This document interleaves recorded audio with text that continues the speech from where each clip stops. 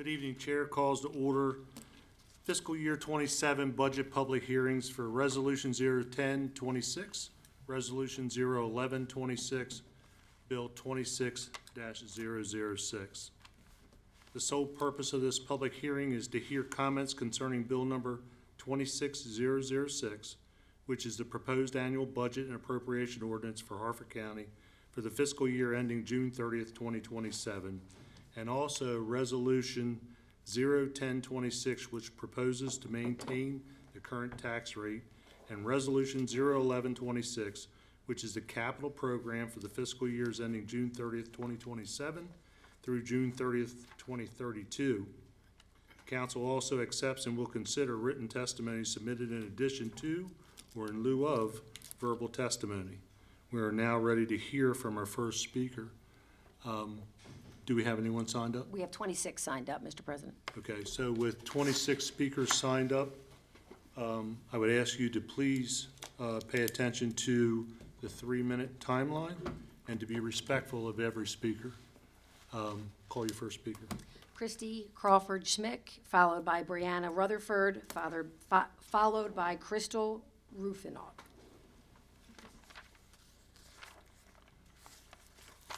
Good evening, ma'am. Name and zip code for the record, please. Good evening. Christy Crawford Smith, zip code 21132. I'm here this evening to speak on behalf of the Harford County Education Association. And we are here once again pleading for your help. Without your support, HCPS will need to make drastic cuts to cover the $15 million shortfall the county executive has left them to address. After cutting 150 positions last year to meet Mr. Cassilly's request, finding another $15 million means that the cuts will be very deep and have a negative impact on our schools and community. And I want to be clear, HCPS was asking for a bare bones budget, nothing new. The additional funding that's needed will be used to support children with special needs in non-public placement because their needs cannot be met in a traditional public school setting, pre-K paraeducators to support the pre-K requirements, and a salary package that honestly barely meets the legal requirements for the blueprint. That's it. There isn't anything flashy in this budget, but there is so much more that the district should be asking for, things that we need, but we also know that that would never happen under this administration. Our class sizes have grown significantly over the last few years, which does not meet any educational best practice. But along with that, the needs of our students have grown much greater. Poverty rate has increased. We have significantly more students who qualify for special ed services and 504 supports. We have more English language learners than ever before. But most importantly, our students' social and emotional needs are at an all-time high. When you put students in larger classes who have significant needs, there's a recipe for disaster. Students' needs are at an all-time high, as I stated, and unfortunately, necessary parental support has become very sparse in many cases. To put it bluntly, making additional position cuts would make our schools unsafe. And I do not believe that that is the legacy that most of you want to leave. Students and educators are being assaulted every day in school. And that's not just an HCPS issue, it is a nationwide crisis. Behavior supports and interventions and safety protocols are more important now than ever before to provide safe and secure learning environments. But all of those things have a price tag.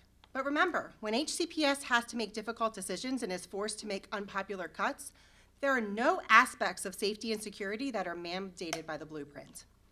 Aside from positions which will impact safety and opportunity for our students, we also need to discuss what else is on the chopping block. Athletics and extracurriculars, which are necessary to provide our students a well-rounded education, can expect to see significant reductions in cuts. In addition, the athletic fees that this council had asked us to remove in the past could be reinstated, but also probably significantly higher and move on to other extracurriculars. Transportation is only necessary to be required by law for students who receive special education services. So that means that HCPS could be adjusting the transportation radius and or potentially charging fees for this service. Programs and opportunities will be cut. No one that speaks to you tonight will be crying wolf because the situation is dire. To be clear, we aren't asking for a tax increase, the money is there. There's more rainy day funds than ever, and you have two options. You can tell Cassilly what you want our students to thrive and provide. Please bring your comments to a close. Thank you.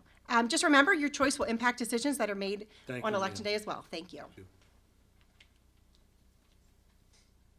Call your next speaker. Brianna Rutherford.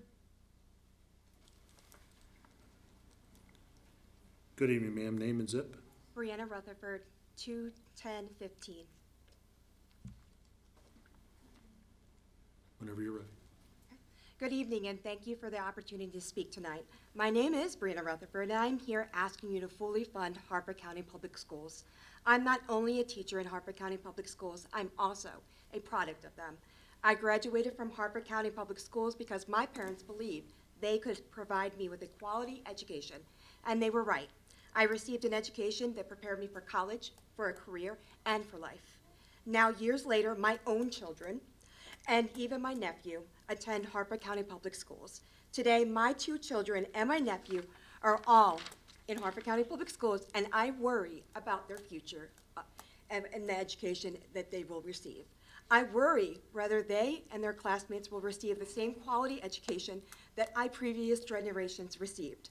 I worry about overcrowded classrooms, limited resources, staffing shortages, and the increasing strain placed on educators and students alike. Our children are our future. Every child sitting in a Harford County classroom today will someday become the nurses, teachers, police officers, business owners, and leaders of tomorrow. If we truly value our future, then we must invest in them now. I'm also finishing up my 21st year as a special education teacher, all 21 years right here at Harford County Public Schools. I love what I do, and I care deeply about my students, but I can honestly say it has become harder and harder to meet their needs with the resources available. Like many educators, I spend a significant amount of my own money to make sure my students have what they need. Recently, I updated our sensory room largely using my own personal funds because I knew my students needed a safe and supportive space to regulate, refocus, and succeed during the school day. I gladly do these things because my students, they deserve it, but teachers should not have to continually fill funding gaps out of their own pockets. And I know this concern goes beyond educators. I frequently see parents across Harford County sharing on social media that their children with disabilities are not receiving the support and services they truly need. These families are frustrated, worried, and exhausted from fighting for appropriate resources for their children. Special education is not an option. Supporting students with disabilities is not extra. These students deserve every opportunity to learn, grow, and thrive. Excuse me. Fully funding our schools is not just about numbers and a budget. It is about people. It is about children. It is about giving every student in Harford County the opportunities they deserve and giving educators the tools we need to help them succeed. Please invest in our students, support our teachers, and fully fund Harford County Public Schools. Thank you. Thank you, ma'am.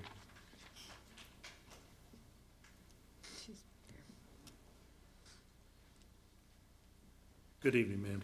Name and zip. Crystal Rufinat, 21014. I thank you for the opportunity to speak tonight. I am a 3rd-generation Harford County resident and educator. I am here tonight because HCPS will continue to face devastating cuts if additional funding is not secured. HCPS put out a press release in which they stated the proposed budget is insufficient to cover the rising costs of maintaining current services, meeting state requirements, addressing student needs, and funding the wage package. Contrary to Executive Casselly's statements, this budget does not fully fund teacher salaries because it doesn't account for the required non-discretionary funds, including special education non-public placements and other statutory obligations that we need to meet first. At a recent board meeting, it was shared that the trade-offs at stake include class size and offerings, employee salary and benefits, athletics, transportation, and safety and security. From my personal experience as an educator, our current circumstances are very difficult. Any successes that are attributed to HCPS are largely in part to educators going above and beyond. If we worked to contractual hours, the school system would look nothing like it does. An in-depth analysis of each of Executive Casselly's budget was provided to educators in a work group that I'm a part of. It's my understanding this report has been made available to you as well. Please reach out if this is not the case and we'll make sure that you have it. I do have a big ask of you, and that is to find the money. The money is there. It's challenging due to the funds that are moved between categories. There's funds that go unspent year to year. There's variances in how planned and spent expenditures are reported between various documents and audits. Actual unassigned funds and revenue have been grossly underestimated. Ask the county executive to amend his budget, or if it's within your ability to move or reallocate funds, please help us bridge the critical $15 million gap. If you are able to do this, it will make a huge difference for us and our community. Thank you. Thank you, ma'am. Mike Shufo, followed by David Bauer.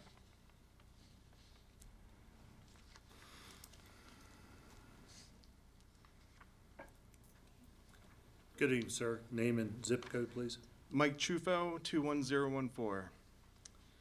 Thank you, Council President and members of the council for the opportunity to speak tonight. I know you've spent weeks and longer, probably, working through this budget.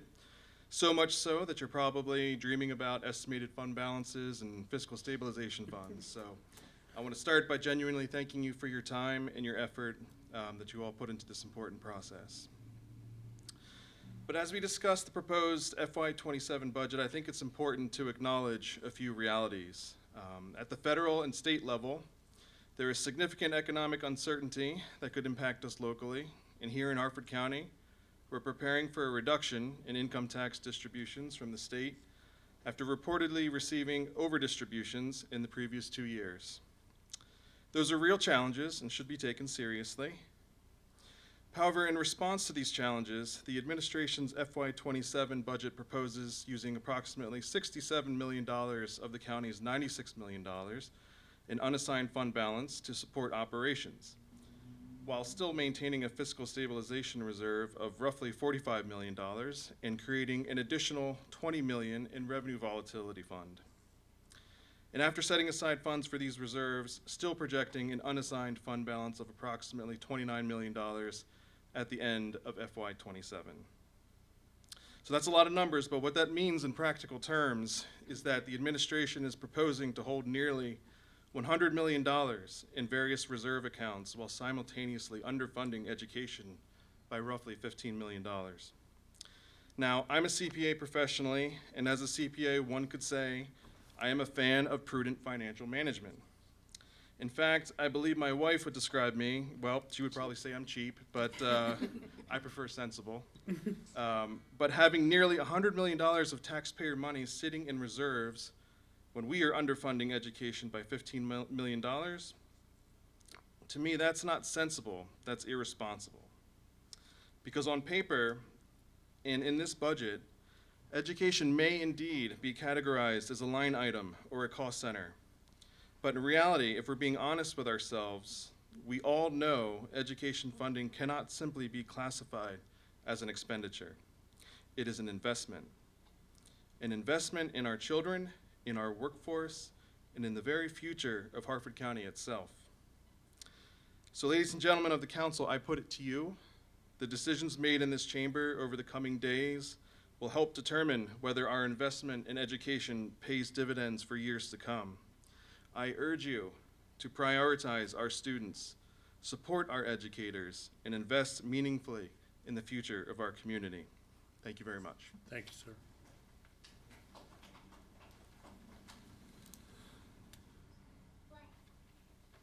Good evening, sir. Name and zip.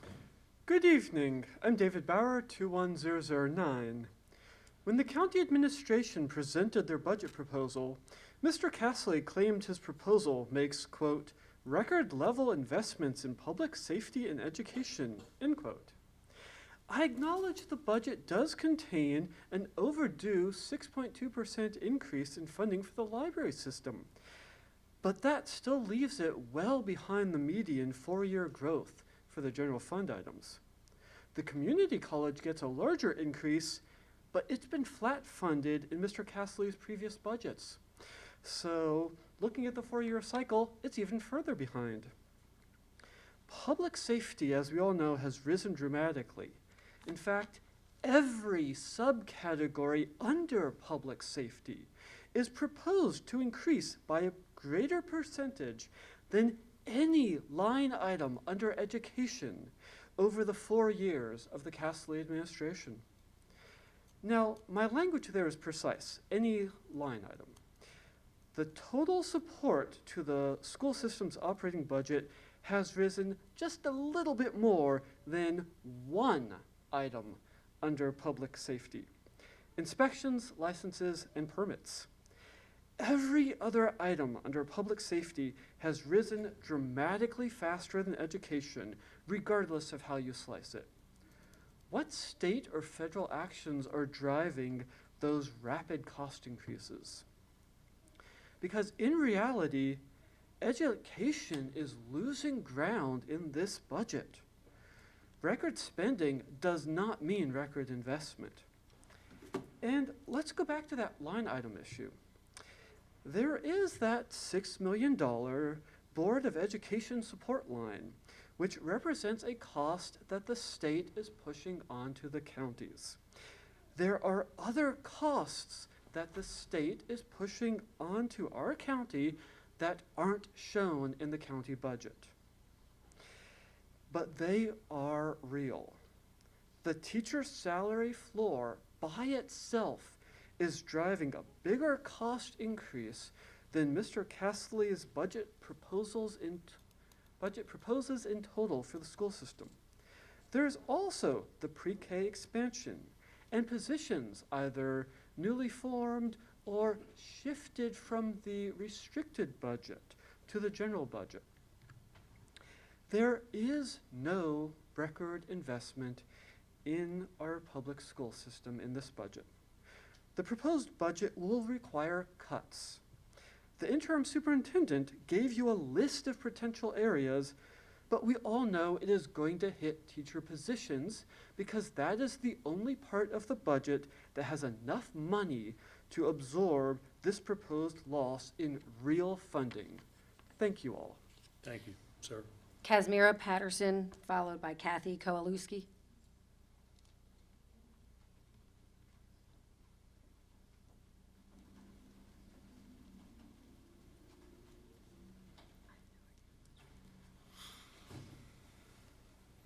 Good evening, ma'am. Name and zip. Good evening. My name is Kazimir Patterson. My zip is 21028. Good evening, council members.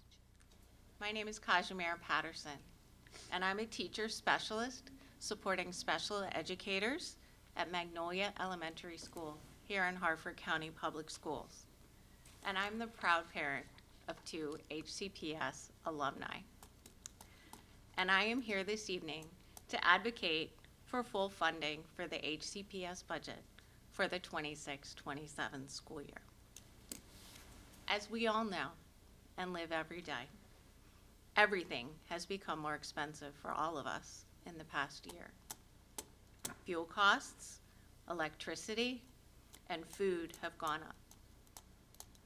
The same is true for our schools.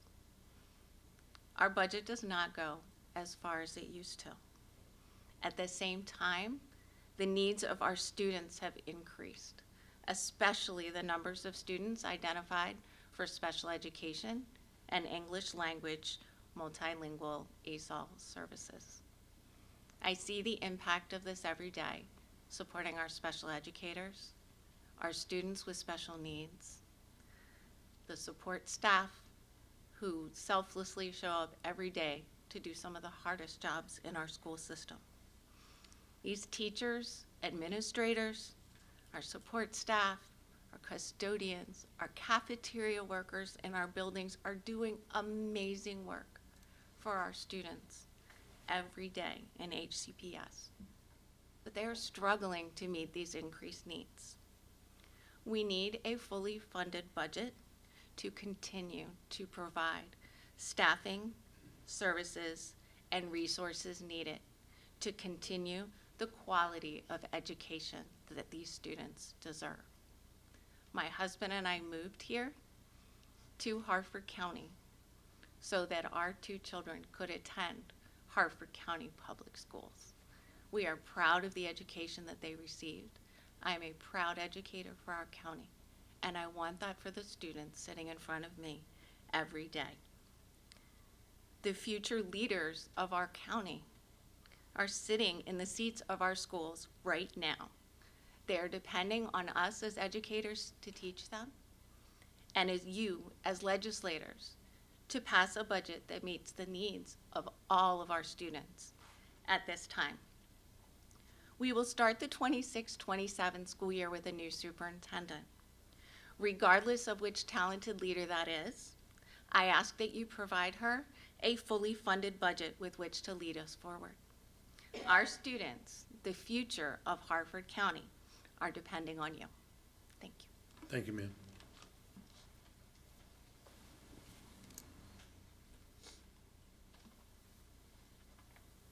Good evening, ma'am. Name and zip. My name is Kathy Kovaleski. My zip is 21050. Good evening. Thank you for the opportunity to speak. I am a 32-year veteran school psychologist in Harford County Public Schools. I am here to ask that you find a way to fully fund the Harford County Public Schools budget request, which currently falls, as you know, almost $15 million short. Without the budget being fully funded, there will be significant consequences to how our schools function. Student-facing position cuts will be inevitable. We lost many student-facing positions last year, and we will find ourselves in the same boat again this year. Student-facing position cuts will result in larger class sizes, which are already quite large, which impacts student and staff safety as well as academic achievement. The research is clear that smaller class sizes result in greater academic outcomes. Budget cuts may also result in fees for service, as previously mentioned, such as sports and after-school clubs, so pay to play may have to once again return. The agreed-upon salary package for next year may have to be renegotiated, putting us at risk of not meeting the blueprint mandate for starting salaries for teachers and making us less competitive in the job market in the middle of an already big teacher shortage.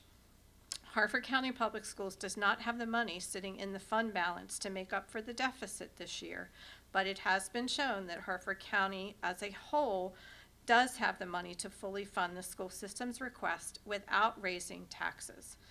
This council is the last hope to right this wrong and provide for what the children of this county need to receive the education that they deserve. I ask that you help in any way that you can. Thank you. Thank you, ma'am. Erica Ponziak, followed by Gina Krieger.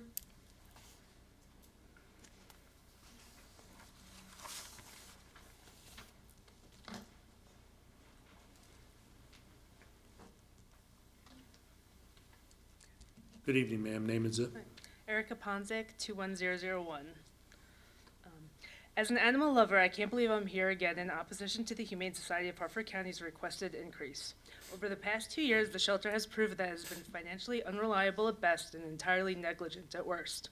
I would speak to specific line items from last year, but Executive Director Amanda Hickman has not responded to any requests to provide the audited financials from FY 2025. They also took wording off the site to let people know where they can request them. They have not posted their year-end 2025 stats. These are the actions of an organization hiding something, not one proud of their accomplishments. Last week, they fired their volunteer and foster rescue managers and said they were eliminating the positions entirely. These are life-saving, full-time positions that they're eliminating before knowing their budget. How can the public or the animals trust an organization who doesn't utilize volunteers fully or have someone working diligently to get pets out of the shelter alive? Volunteers say that the new vet often works from home. Is that why so many animals aren't receiving treatment at arrival and are leaving the shelter without being spayed or neutered? On October 21st, 2025, a cat arrived at the shelter. The medical records indicate that the cat did not receive any treatment until November 6th. That is an unacceptable 16 days between arrival and medical care. Then that cat was adopted out without being spayed. Unaltered cats leaving the shelter is nothing but a burden on the community and even the shelter itself once these pets become pregnant, return for unwanted behavioral issues, or develop preventable illnesses like pyometra. Amanda Hickman said that they plan to apply for funding through the Maryland Spay and Neuter Grant. I don't believe she applied. Recently, there was a cat named Saint that Shadow Cats was willing to take to quarantine for the person who sought medical care through the ER and shelter, thinking that there would be a positive outcome. The shelter refused to transfer him and instead killed him out of spite. It would have been easier and better financially to hand him off to a willing organization rather than kill him. They could have saved a life for free and didn't. How do we trust them with more money? Last year, former board president George Heidelmeyer said that they were going to focus on big events. They didn't. They said the new website was part of their budget. The website remains unchanged.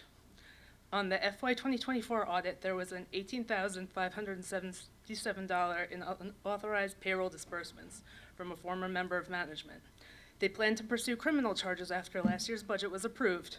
They also would not disclose a page on the audit that would give details about other unauthorized payments or answer questions at the request of the council, stating that was an ongoing matter that they wouldn't discuss. They don't have a funding issue. They have the wrong people in leadership positions who are running the shelter into the ground for an unearned paycheck at the expense of the lives that they've been entrusted with. Thank you. Thank you, ma'am. Good evening, ma'am. Hi, Name Gina and zip. Krieger, 21047. I'm a Harford County resident and animal welfare advocate. I am here to ask this council to pump the brakes before approving the Humane Society of Harford County's budget increase, not because I oppose their mission, but because I believe the taxpayers of this county deserve more answers before more of their money is committed. At the budget presentation, HSHC leadership was asked a direct question: what happens if this funding is not approved? The answer was stark: staff reductions, lower care standards, and euthanasia for space. I want to address each of those in turn. First, care standards. Maryland mandates minimum shelter care standards by law. That is not a negotiating chip. It is a floor, not a ceiling. Framing it as a threat to solvency is not a justification for a budget increase. It is simply a legal obligation. Second, euthanasia for space is an open admissions shelter. HSHC does have that option, but it should be the absolute last resort after every other tool has been exhausted, and I am not convinced those tools have been exhausted. HSHC says it works with rescue partners to transfer animals, but which partners? They are not named. This council and the public deserve a concrete list of those organizations, transfer numbers by year, and what capacity remains untapped. Transfers to rescues are one of the most effective ways to reduce shelter population without killing a single healthy animal. Third, fostering. A robust foster network can dramatically reduce the number of animals physically occupying shelter space, lower stress on the animals, and improve adoption outcomes. What is HSHC management actively doing to grow their foster parent pool? What is their current number of active foster families? What recruitment efforts are underway? These are basic operational questions that should be answered before a budget increase is granted. Finally, I want to note that HSHC is currently operating below no-kill status. According to Best Friends Animal Society, their live release rate stands at 88%. The recognized no-kill threshold is 90%. They are not there yet. That does not make them a bad organization, but it does mean this council should be asking what the funding will specifically do to move that number in the right direction. I'm not asking you to deny this request outright. I'm asking you to require HSHC to come back with specifics, their rescue partner list and transfer data, their foster program metrics and growth plan, and a clear accounting of how this funding prevents euthanasia rather than just funding the status quo. The animals in that shelter deserve better than vague answers, and so do the taxpayers funding it. Thank you. Thank you, ma'am. Megan Fitzgerald, followed by Monica McHale.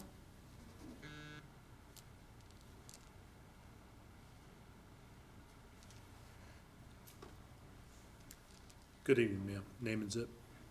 Good evening. My name's Megan Fitzgerald. My zip code is 21009. Good evening, council members, and thank you for your service.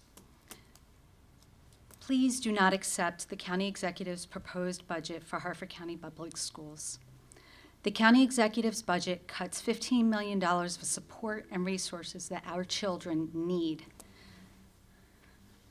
My t-shirt says it all. Children's mental health matters. Children can't learn if they are anxious, frustrated, or worried because they don't understand the lessons being presented. Cutting the budget by $15 million will result in less support for children who need it. It will result in educators having larger class sizes and diminished resources to meet the needs of their students. It will result in even more full-time education support professionals living below the poverty line. And this year, the county has so much in excess fund balance that you've created a whole new category to store it in with the Revenue Volatility Fund. This category has never existed before and is receiving $19.5 million. Even with this new fund, our unassigned fund balance, the money not planned to be used towards anything specifically in the future, has grown by $38.2 million over the last year. If we added the $19.5 million to the unassigned fund balance, the total growth to this category would have been $57.7 million. Harford County has the money it needs to fully fund and support the agencies and programs that matter most to us, such as our public school system. And I'm an HCPS parent. I've got 2 autistic kids that do great in the general education environment because they've received outstanding services. And for that, I am so grateful. But this whole situation also makes me think about surgery that I had a little over a month ago, and it was major surgery. They worked on me for 5.5 hours. And she came into my room before surgery, and I said to her, I was like, how you feeling? She's like, I'm feeling good. I was like, did you have a good breakfast? She's like, yep, I'm feeling ready to do this. Why don't we think about our teachers that way? They're working with our kids. We want them to feel supported, or at least I do. I don't want teachers in front of Harford County's children feeling anxious and upset and unsupported, because that's going to trickle down. That's going to affect our kids. And I know that you're going to make decisions that are going to affect your capacity to be voted back into your offices. And I can understand that. What I'd like you to do is to just take a minute and think about the majority population of this county. The majority population of this county is below the poverty line. So I'd love for you just to take a minute and think about yourself as a single parent of color trying to get their child up out of poverty. And think about how a fully funded school budget would be instrumental in that. Thank you. Thank you, ma'am. Monica McHale.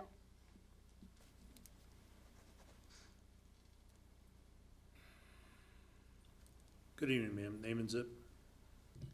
Monica McHale, 21015. I'm affiliated with Shadowcats TNR as a volunteer. Greetings, County Councilmen and Councilwomen. I'm coming to you today to discuss the budget as a reflection of its priority for animals. I would like to make 3 recommendations and present 3 solutions. I am a strong animal advocate and currently volunteer with Shadowcats TNR, which stands for Trap, Neuter, and Release. We are a cat rescue organization that operates within Harford County. My first recommendation today pertains to the Harford County Humane Society, and as a tax-paying citizen, I would like to request that we have more transparency with animal euthanization rates that should be made available for public record. It is my understanding that the Harford County Humane Society leadership has undergone new management recently, and there is a need for transparency with their numbers. The concern is that funding cuts will potentially result in staff reduction and increase in euthanization if space is beyond capacity and animal caretaking. Euthanization of healthy animals should be a last resort. I'm interested in knowing who the Humane Society partners with for transferring pets and to request that this be made public knowledge. Fostering is another great way to keep the animals in the shelter down. What is management doing to increase their foster pool? I'm not sure if it's already being done, but my understanding is that the Humane Society has potentially 300 volunteers, and whether it's being asked of them or not to consider fostering animals until they find homes rather than euthanizing them. More than 50% of Shadowcats TNR's monthly adoptions are coming from foster care. We have 120 volunteers, and there are 35 active fosters. That means roughly 25% of our volunteers foster regularly. And we have even additional fosters that are not active regularly, but are still inactive volunteers for fostering. I would like to know what percentage of Harford County Humane Society's volunteer base are fosters, and what recruitment efforts are being made to increase the foster pool. Is it possible to ask your volunteers to consider fostering rather than euthanizing animals due to a lack of staff or space? I would strongly recommend that those volunteers be asked and give them a chance of getting adopted rather than seeing them euthanized. My second recommendation is to the county to hire 2 people for weekend shifts. When you call from 9 to 5 on Saturday for animal control, that's usually only Monday through Fridays. Saturday and Sunday, injured wildlife can be seen on the roads, and when you call the county and get a dispatcher, the protocol is to reach the duty officer. There is no one designated to help animals other than the duty officer from the sheriff's office on the weekend. I would rather see a wildlife rehabber or in addition with an animal control officer to be able to attend to animal needs that are injured and left to perish on the street. Phoenix Wildlife is a great local rehab where they can be treated and transported safely. Thank you. Thank you, ma'am. Dawn Sachs, followed by Robert Tucker.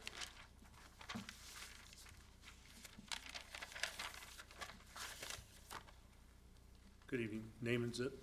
Dawn Sachs, 21050. I thank the council for this opportunity to speak today, and I'm here to urge you to support full funding for the Harford County Public Schools.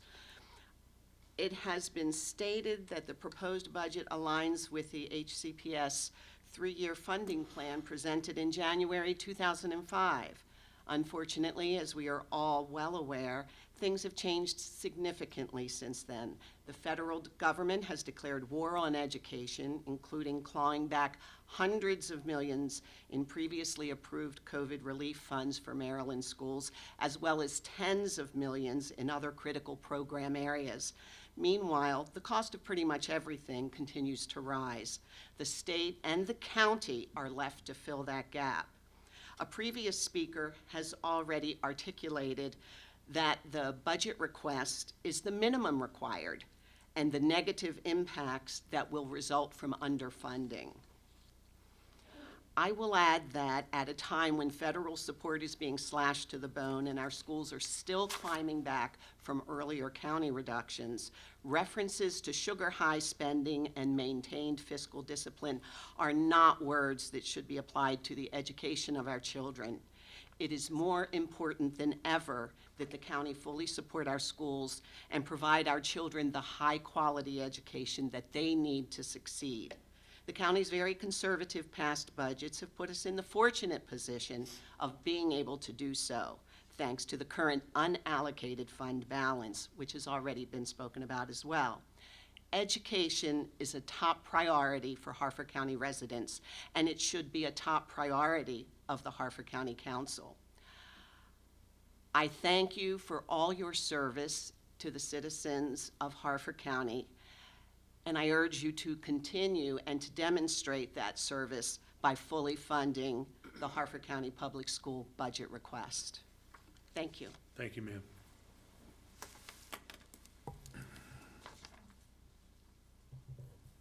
Good evening, sir. Name and zip. Hello, Rob Tucker, 21017. Thank you for the opportunity to speak tonight. Truly, I am grateful for the service of everyone in front of me. This is no easy task. I've lived in Harford County for a couple decades, and I've noticed a troubling pattern develop in our county budget allotments for public schools. It is that routinely the school system asks for an amount that is continually condemned as too much. This has been true despite several cycles of different school boards and at least 5 different superintendents in that interval. But the common response by the executives every year with little exception has been to balk.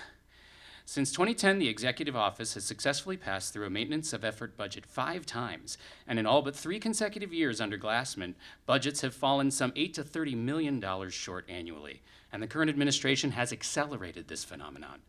What may be a bit more difficult to notice is the difference in funding that has accumulated considerably over that time.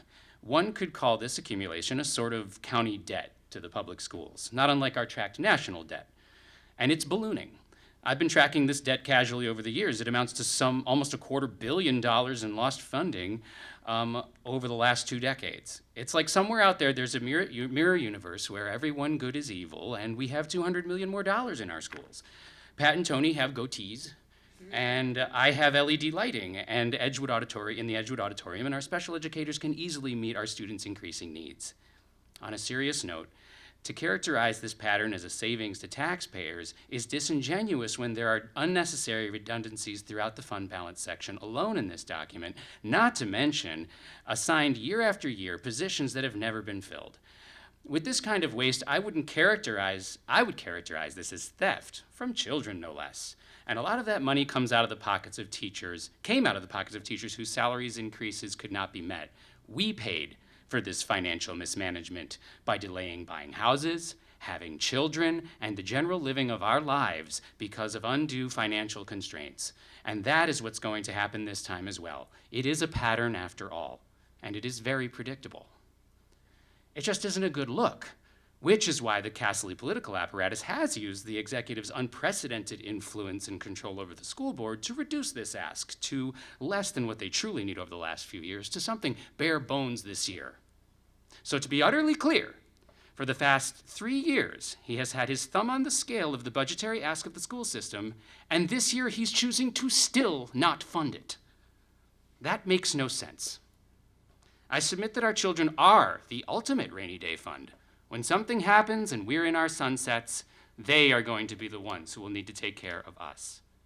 Right now, we're looking at ballooning class sizes, the prospect of reducing our workforce by another 150 positions, and a real risk of falling out of compliance with the blueprint mandates on our county. I ask that we also take due care of our libraries, an institution which for me was a second home in my youth, and help make up for the flat funding received throughout the tenure of the current cycle. Take care of our first responders, and please, keep in mind and prepare for potential professional fire personnel in the future. Just ask yourselves, is all this working, or are we heading towards a cliff that we can't avoid? Thank you so much. Thank you, sir. Caitlin Hurley, followed by Danny Paez.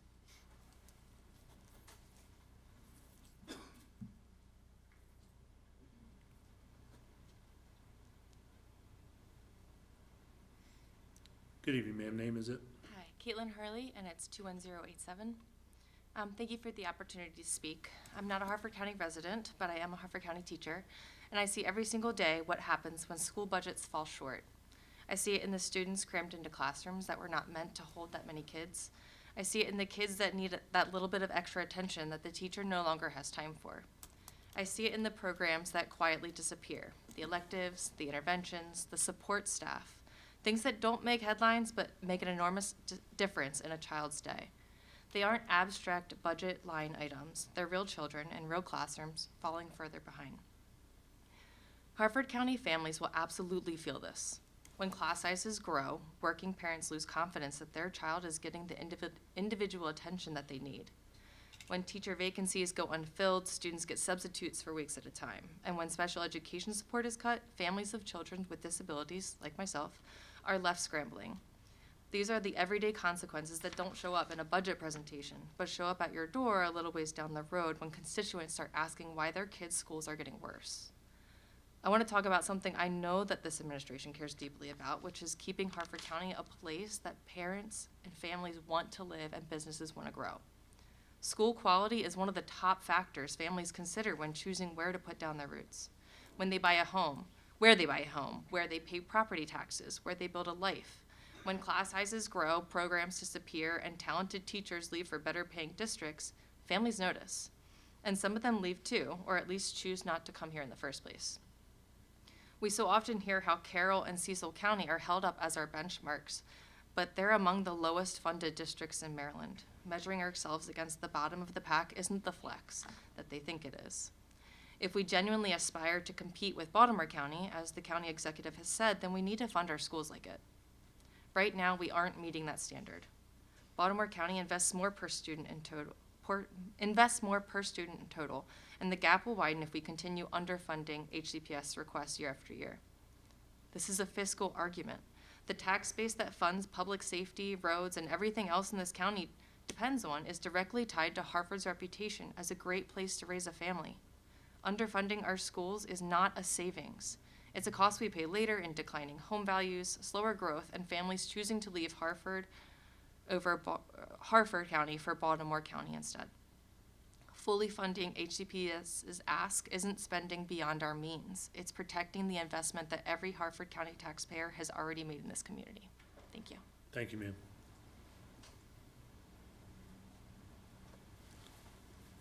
Good evening, ma'am. Name and zip. Good evening, Danny Paez, 21040. I want to highlight that our county finances are in strong shape.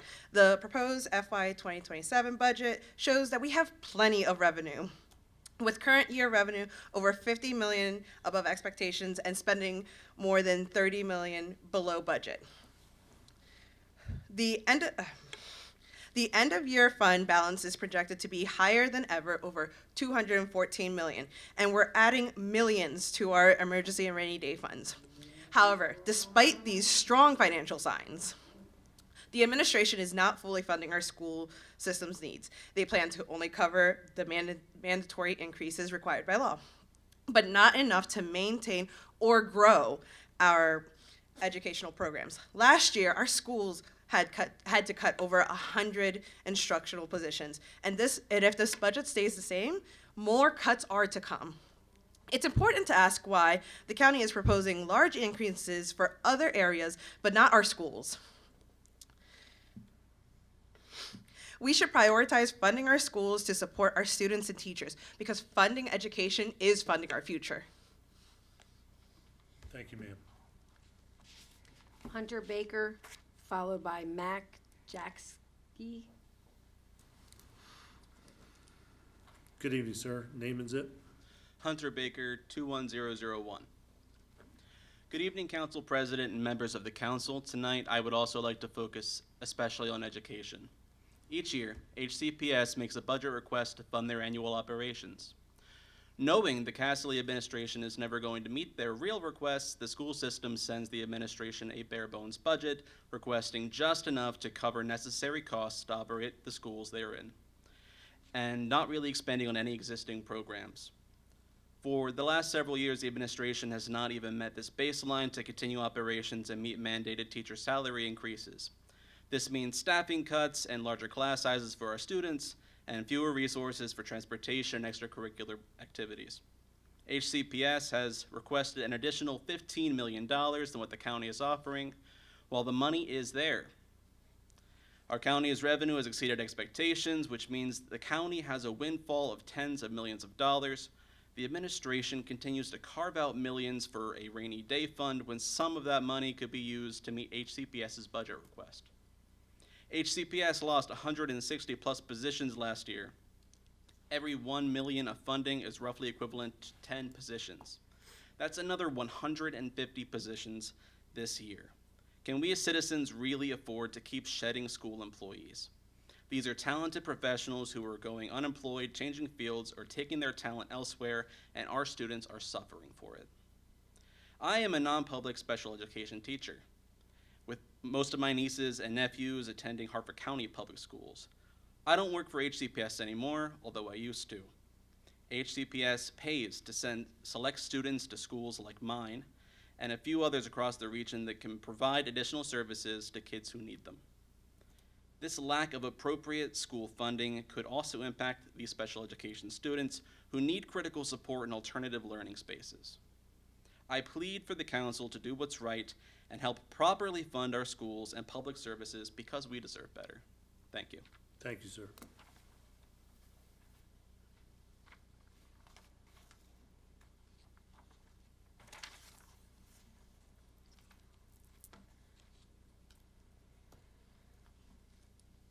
Good evening, ma'am. Name and zip. Hi, Mac Jacksie, 21050. Hi, as I just said, my name is Mac Jacksie, and I am a first-year special educator in Harford County. I'd like to run you through what my daily schedule looks like. I wake up at 6 a.m. so that I can get to work by 7:30. Note that this is an hour before my contracted start time. At 8:30, students arrive, and from there I run writing, reading, phonics, SEL, and math small groups. I have planning and lunchtime, but much of that is spent catching up on stuff that has been added to my to-do list just that day. After students leave at 3:50, I try to leave by 4:15. It takes me 30 minutes to drive home and 15 minutes to eat dinner, so by 5 o'clock, I should have nothing left to do, right? Instead, I sit on my couch and complete work on my computer, sometimes until 8 o'clock at night, when I have to go to bed so that I can be up at 6 o'clock the next morning. On top of that, I am working up to 8 hours on a weekend to prepare for the next week. I had to host a working party at my house last weekend just to see my friends. If we total all of that working time up, subtracting travel time, I am working a total of 66.5 hours a week, 40% of the given hours in a week. Factor in travel, food, dog walking, hygiene, sleep, church, and therapy time, that makes 93% of my week filled up. What am I supposed to do with my remaining 7%? Take a moment to breathe, recoup, and get ready to do it all again? Maybe attend a county council meeting? A lot of this extra work is due to the budget cuts that the county is making to our schools. Our educational evaluator positions have been cut, so now that job falls on me. I am one human who has to do the work of, I would guess, 4. 1, complete informal assessments and use that data to write new IEPs annually and progress reports every quarter for 20+ students. 2, plan accommodated lessons for my students who are unable to access the curriculum. 3, plan small group lessons for students to work on prerequisite skills that they don't get a chance to practice during the regular school day. And 4, now I formally assess students and write evaluation reports. I have one lovely paraeducator who helps me as much as she can, but there's only so much she can do. My school is part of a pilot program in the county where, because we are taking on the job of educational evaluations, a clerical staff was hired to help with paperwork. She is in charge of tasks that used to take special educators hours to do every week. Her position is now being cut due to impending budget concerns. Is this work now going to fall back on me? Am I going to have a 5th job on top of everything that I'm already doing? Or will some other person who is also already overworked do it? This cannot keep happening. Teachers are becoming more and more burnt out every day because of decisions that are being made in this room and rooms like this room. Students are suffering from a lack of available staffing and access to needed interventions for critical life skills because of decisions that are being made in this room and rooms like this room. Only 56% of my students have made quote-unquote typical growth this year in reading. And it's not for a lack of effort on my part, it's not for a lack of effort on their parts. It's due to a lack of effort on the county's part in wanting to support the future of our county and the people who will make it happen. Thank you. Thank you, ma'am. Joy Clark, followed by Cindy Poper. Good evening, ma'am. Name and zip. Hi, Joy Clark, 21009. Good evening, County Council President and other members. I'm a Harford County resident as well as a Harford County employee, and I'm here tonight on behalf of all of the employees who are part of the organization of Maryland Classified Employees Association, Council 610 with Harford County, and I'm here regarding the proposed Harford County budget. We appreciate the difficult work that all of you are doing. This is exhausting work for you, and just listening to the people who are here tonight needing more allotted to whatever their cause may be, I can't imagine how difficult that must be. We also appreciate your continued support of all the county employees, particularly those who provide critical public services each day, which is all of us. However, we're deeply concerned with the process surrounding the wage increases included in this year's budget. At the time that the budget was submitted, MCA Council 610 was still actively engaged in collective bargaining negotiations with the county administrative, as laid out in the county charter. And despite negotiations not being completed, County Executive Bob Castley distributed a countywide email on April 15th advising all employees of a predetermined merit increase and cost of living adjustment, including when employees would begin seeing those increases reflected in their pay stubs. This was done before negotiations were completed. Unfortunately, this is not an isolated incident. This is now the 3rd consecutive year that the predetermined compensation amounts have been announced and built into the budget process before the completion of bargaining. Despite repeated requests from the union asking the administration not to do so, and being promised that it wouldn't happen again. Unfortunately, collective bargaining is not supposed to be a formality. It's supposed to be a meaningful process where both parties come to the table and negotiate wages, hours, and working conditions in good faith. Under the National Labor Relations Act, wages are a mandatory part of bargaining. The National Labor Relations Board has repeatedly held that employers violate bargaining obligations when they bypass the union, deal directly with employees about negotiable issues, or present decisions as already finalized before bargaining is complete, which, like I said, has happened 3 years in a row. Our members are not asking for special treatment. We're simply asking for the bargaining process to be respected.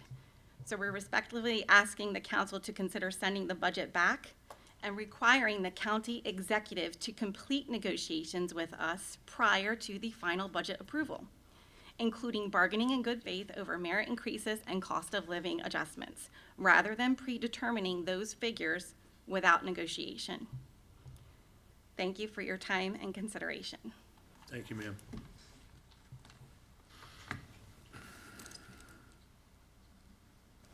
Good evening, ma'am. Name and zip code. Cindy Poper, 21040.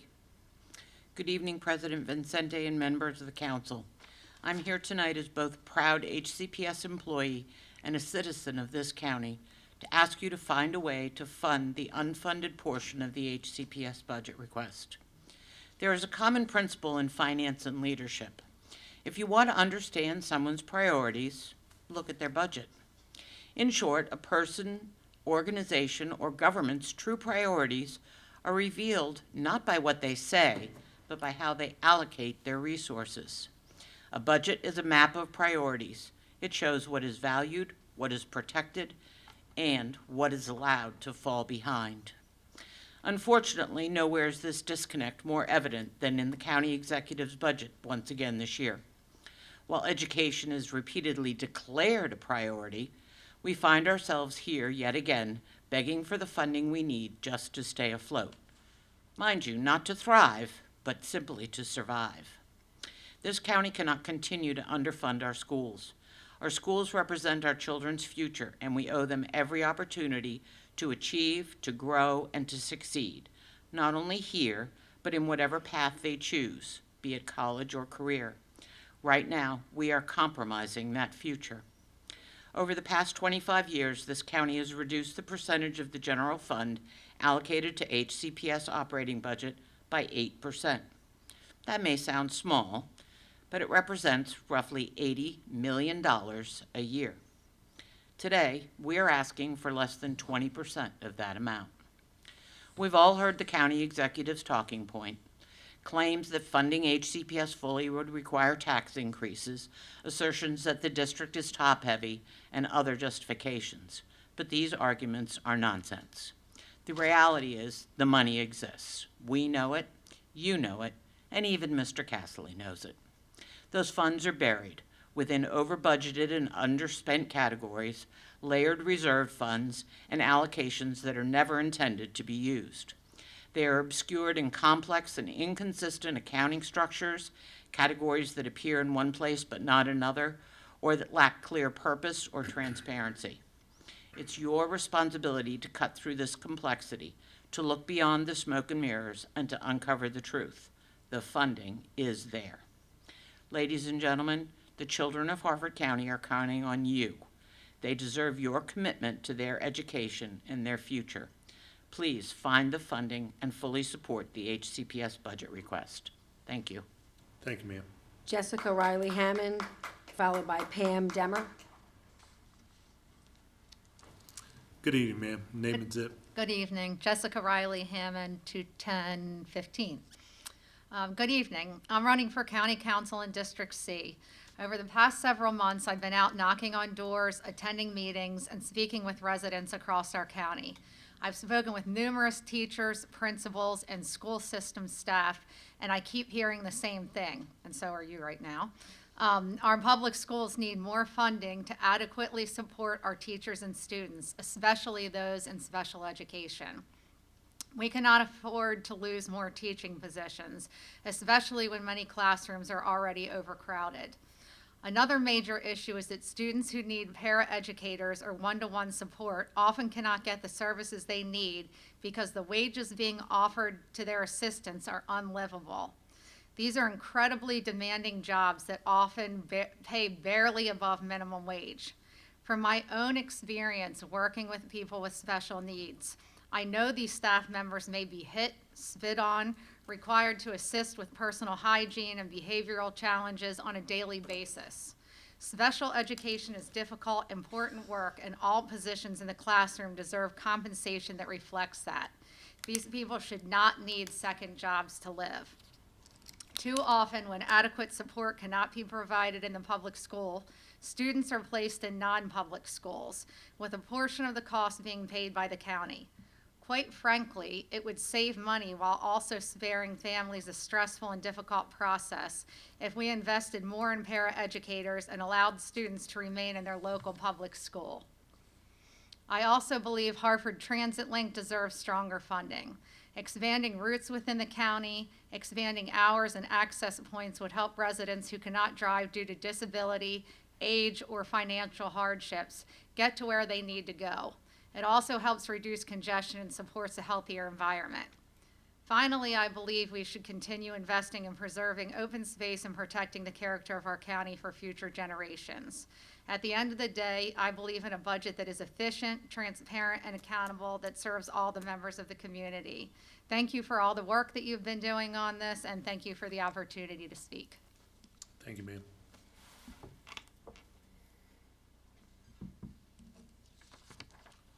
Good evening, ma'am. Name and zip. Good evening, County Council. Thank you for allowing us to speak. My name is Pam Deemer. I live in 21014. And I'm here to support adding $15 million back into the Board of Education's budget. As a resident of Harford County for over 30 years, I have watched county execs underfund education for decades. Last year, Harford County Public Schools lost 100 instructional positions. These jobs are essential for children. If the proposed budget stands as is, there will be more cuts coming. Fiscal year 2025 saw a $40.3 million increase in revenue. While the county has seen a budget surplus,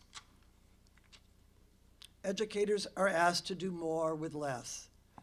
If you believe in public education, then fully fund it. And the old saying still goes, if you think education is expensive, try ignorance. Thank you for your consideration. I have a little bit of time left, so I would like to comment on the Humane Society budget. I think there is a transparency problem at the Humane Society, and it is asking for about $500,000 more. They show up to your budget meeting and have no data to support where that money will go. How can you possibly vote for that? You need information to why they're asking for $500,000 more money. Thank you for your time. Thank you, ma'am. Tamara Stickler, followed by Jeff Beck.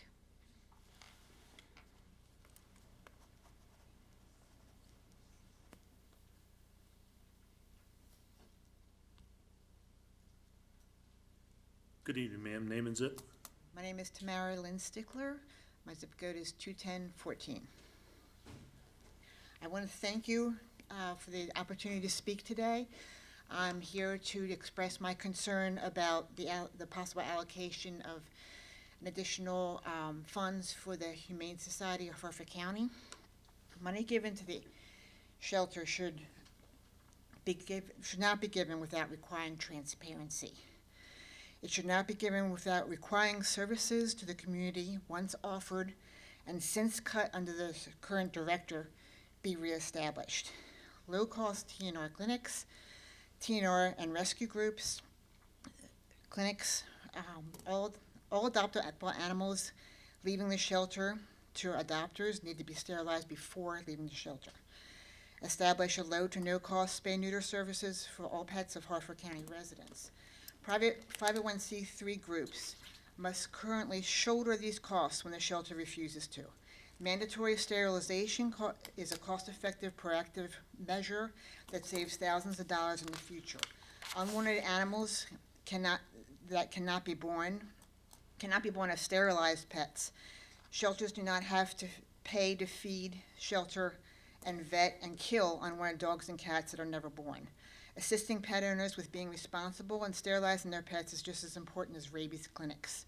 No organization that does not make spay-neuter their number one priority should be granted taxpayer money, yet the Harford Humane Society of Harford County often allows animals to leave their shelter intact. The current director has proven time and again that she cannot make financial decisions to benefit either the shelter or the animals that fall under her care. This past spring, an injured cat was found in Bel Air in the early morning hours. With no other option available, it was taken to the local ER on Baltimore Pike. The cat was in dire need with a compound fracture, but was still friendly, non-aggressive despite the pain. As the cat was shipped by the local shelter and adopted out by them, its fate was unfortunately in their hands.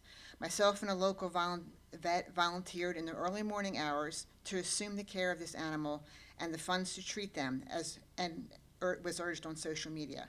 Without attempting to access the shelter records to whom the shelter adopted the cat to, Ms. Hickman opted to have the animal euthanized at the ER. The shelter would have assumed that cost instead of allowing the animal to be transferred to another animal group willing to vet and quarantine them at zero cost to the shelter.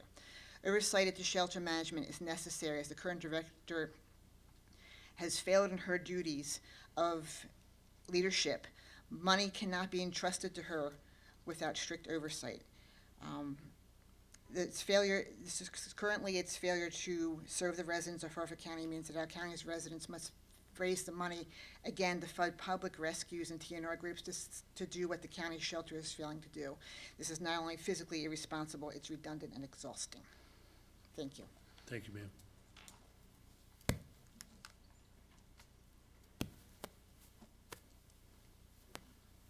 Good evening, Mr. Beck. Zip code, please. Jeff Beck, 21085, Joppatown, Maryland. Good evening, Council and Council President. I'll politely direct Mr. Bennett, your public outcry last week about the lack of attendance paid off. I appreciate it. It's good to see. I'm happy. Thank you. I'm here to talk about the capital budget that no one's really touched on so far tonight. Half the speakers signed up have already talked on HCPS. Capital budget is one that rarely gets attention. 2 years ago, a little over 2 years ago, Harford County, in conjunction with state and federal grants, as well as Harford Land Trust, acquired 129 acres in Joppatown with the sole intent of preserving and building a community center and some ball fields. To date, shovel has yet to hit the ground. We are told it is still in the development and engineering phase. 2 years later, it is now, according to the capital budget for 2027, still an out-year project. That is disappointing, to say the least. Joppa Farm Road is in, I won't call it quite dire, but in severe need of resurfacing, complete restructuring and rebuilding of the paved roadway. I've been told for months on end now at CAB meetings that it was planned to start this spring. It is now the end of May, middle of May. We're 2 months into spring, and according to the budget, it is in preliminary engineering study phase with the next large expenditure, I'm assuming, for construction, not until 2029 budget. Both of these things are extremely disappointing. Joppatown, for the 20 years that I've lived here, has been the armpit of Harford County. It has been a dumping ground, and it has been neglected by the county, by the council, by the administration, and by a lot of other people throughout the county. And quite frankly, we're tired of it. We'd like to see just a little bit of investment, capitally speaking, on these two particular projects. While I'm here and I've got a few seconds, I appreciate everyone's passion on the Harford County Public Schools budget.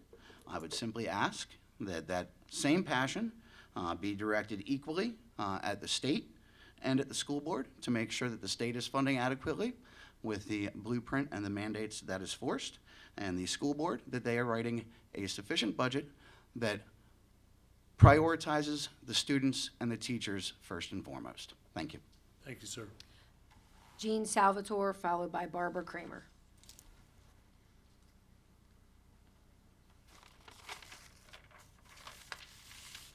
Good evening, ma'am. Name and zip. Good evening, Jean Salvatore, my zip is 21015. Before I get on my main topic, and again, I appreciate the opportunity to speak, I do want to say, as a person who did not go to Harford County Public Schools, who has no children or grandchildren in Harford County Public Schools, I fully support everything I've heard here about why we have to fully fund Harford County Public Schools. But I'm here to say that I sat in on the presentation that the Humane Society of Harford County made on their budget, their proposed budget. And I was struck by the enormous increase that was being asked for, which, as other people have pointed out, had really no details to support that. I have a lot of questions, and I'll probably email them all to you because I can't cover them in 3 minutes. But let me tell you what I didn't hear. You didn't hear anything at all about what they were doing at HSHC to partner with more people so that they could do more. I didn't hear anything at all from HSHC about what they were going to do in order to make sure that every animal that leaves the shelter is already spayed or neutered, which currently is not happening. We are finding people coming to us afterwards, us being rescues in the area, to get that done, including at least one cat that delivered kittens. I didn't hear anything at all about what was being done to get more grant money. There's $900,000 or so available through the state for spay-neuter grants. I didn't hear anything at all about the change to the charter, which thank you, Councilwoman Nolanda, for doing, to say that you can now at the shelter officially sterilize pets at low cost. I didn't hear anything at all about any of that. I really feel that the transparency or lack thereof is really a problem in this county. And you might be aware that yesterday in Baltimore County, the county executive signed 4 animal welfare bills to make sure people are more responsible for their animals, to require or to give more assistance to animal control. I haven't read through them all now, but I really applaud. That is leadership when it comes to animal welfare. I would love for this county to take a leadership role in animal welfare causes. I'm not seeing that. I will continue to help press for that. I will work for that along with anyone here willing to do that. And if you haven't listened to the budget presentation, it is very telling as to where the priorities are at the shelter right now. So I would urge you to listen to that audio because it is very distressing to those of us who do an awful lot to care for very many animals in this county and want to see better done. Thank you for your time. Thank you, ma'am.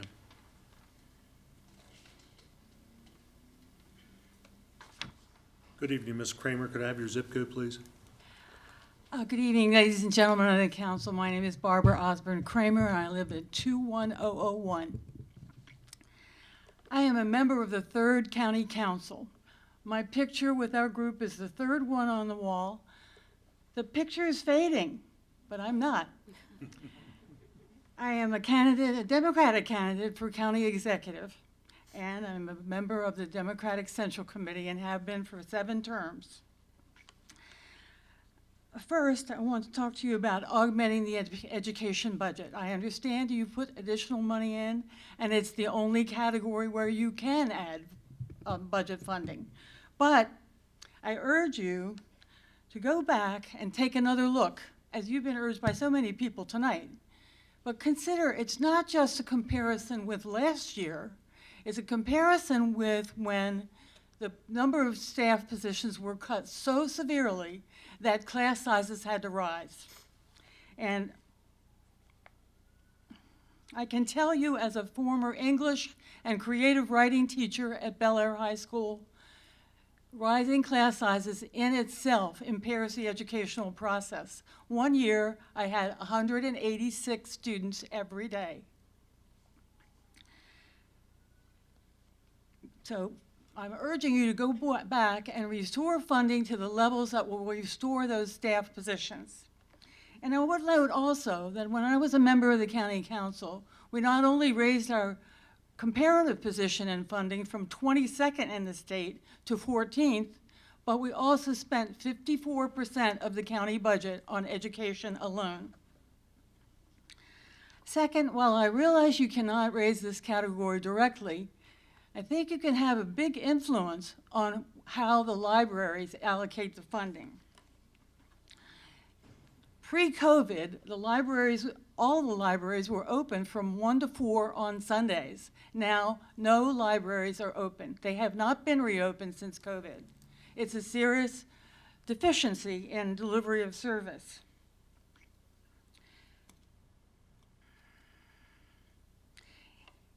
So, in addition, third, there is a crying need for meeting space in Harford County in the evenings.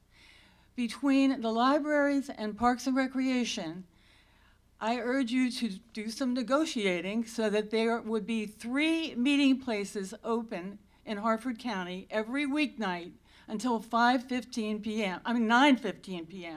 And the reason I say this is that there's a creep of meetings being earlier and earlier and earlier, and it's probably because of limitations in meeting spaces. But people commute long distances in our county, and they need a chance to get home and have dinner with supper with their families, and then go to their evening meetings. So the meeting places need to be more accommodating, and I think 3 per weeknight is a good place to start. Thank you, Ms. Kramer. Your time's I up. had I've used my time. Thank you. Thank you, ma'am. Jen Byrne.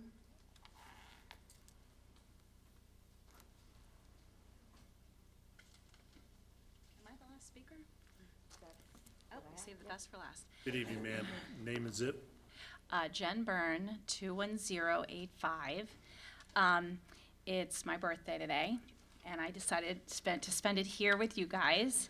Thank you for allowing me the opportunity to speak on my birthday. I'm an art teacher. I'm a middle school art teacher. I've been teaching for 29 years. And I'm not originally from Harford County. I'm from the Eastern Shore of Maryland.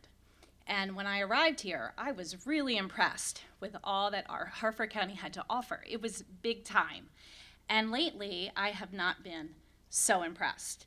Every year, I feel like we're in the same spot. So I'm here to ask for you guys to reconsider fully funding and putting that extra $15 million in, because I've been putting in extra often to replace consumable goods that the art room uses. Supplies cost more. I am very lucky that I have an administration that is very supportive of our art program, but still, when I look at our budget and I look at the cost of art supplies, I don't know how I'm going to make ends meet. Another issue, we've been talking about program cuts and staff cuts, and that has personally affected me. We now have art teachers teaching CTE classes.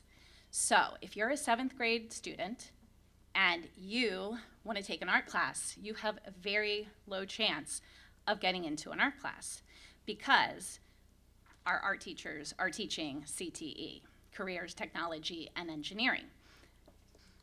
We're not certified to teach that, but we can teach out of our area according to contract. So we are also in a very old building. It's aging. I've taught in old buildings before. I was previously at Homestead Wakefield. I'm now at Bel Air Middle. We basically have a moat that goes down the hallway outside my classroom when it rains. And, you know, with budget cuts, it just doesn't seem like anything's going to get fixed. I will say our custodian is excellent at getting on those issues, but it's an aging building. So, Mr. Vincetti, I had the pleasure of attending a sculpture opening with you recently. As an art teacher, I like to get out and to attend cultural events. We had a sculpture dedication of the amazing work of Brent Crothers in Haverty Grace. And I went to that and I saw these sculptures that were larger than life being dedicated in the arts district in Harvard Grace. And I thought to myself, what is the future of our art program and our schools in Harford County? Will there be another visionary sculptor like Brent Crothers?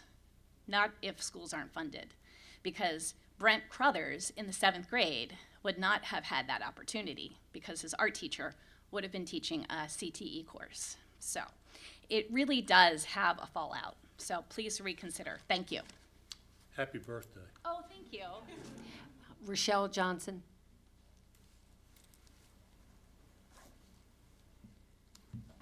Good evening, ma'am. Name and zip. Rochelle Johnson, 21084. Good evening, council members. I'm here as a parent to 2 HCPS students who want to see our schools fully supported. Right now, as you have heard all evening, there is a gap between what our schools need to maintain current services and what has been proposed. This is not about expansion, it's about maintaining what already exists. The reality is that rising costs and increased student needs absorb much of that funding, leaving less flexibility to maintain current services. Just like families across our county are feeling the impact of rising grocery and energy costs, our schools are facing these same issues. A concern I've heard is declining enrollment while budget requests continue to increase. Harford County's student population has changed, and the cost of serving those students has changed, with increases in special education, economically disadvantaged students, and English learners. The budget needs to reflect today's students and how their needs have changed over time. When staffing is reduced, class sizes increased, which impacts both student learning and teacher effectiveness. When funding falls short, the impact is practical: larger class sizes, fewer supports, and increased strain, leading to higher costs. When we underinvest now, costs don't disappear, they shift into more expensive areas later, like out-of-district placements, staff turnover, and more intensive interventions. Cutting positions doesn't eliminate responsibilities. Things like transportation, special education compliance, and daily operations still have to be managed, and those costs often shift into more expensive areas later on. Some HCPS schools are performing well, but that success depends on maintaining the staffing and support systems behind it. There are also schools where outcomes remain a concern, and in those schools, improvement comes from stability and targeted support, not from reducing resources. That's why this request matters. It's about ensuring schools can continue succeeding as student needs, special education costs, transportation, and staffing requirements rise. If there is room to bring funding closer to what is needed, it would help maintain stability and avoid higher costs in the future. We are all in this room because we care about our community, and we all want the same outcome: a strong, stable, well-managed Harford County. Supporting our schools responsibly is in the best interest of our students, our community, and our future. Thank you for your time. Thank you, ma'am. There are no more speakers. With no more speakers, this will conclude tonight's public hearing and actually conclude the public hearings in general for this budget cycle. So I thank you for your input, and this meeting will be adjourned.